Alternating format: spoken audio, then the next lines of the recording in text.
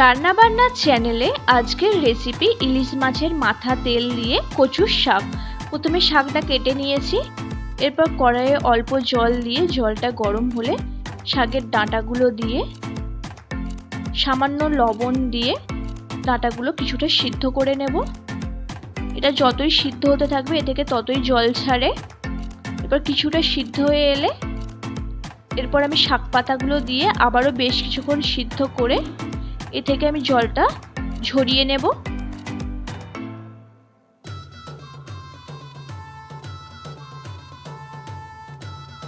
এরপর কড়াইয়ে আমি কিছুটা সর্ষের তেল দিয়ে ইলিশ মাছের মাথাটা দিয়ে বেশ কিছুক্ষণ ভেজে নিচ্ছি।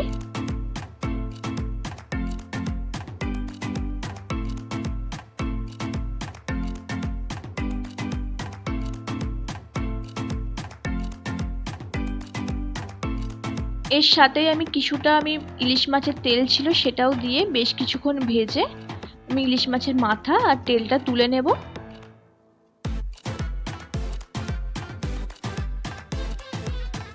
মাছের তেলটার উপরে আমি কিছুটা গোটা জিরে দিলাম, কুচিয়ে রাখা পেঁয়াজ দিয়ে পেঁয়াজটা একটু হালকা ব্রাউন ভেজে নেব।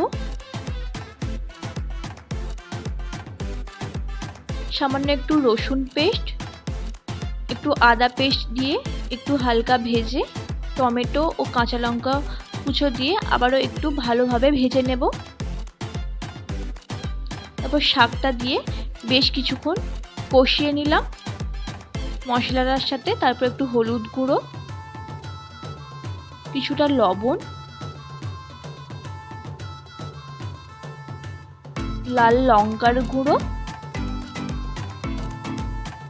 আর সামান্য একটু চিনি দিয়ে আবারও বেশ কিছুক্ষণ শাকটা ভেজে নিলাম।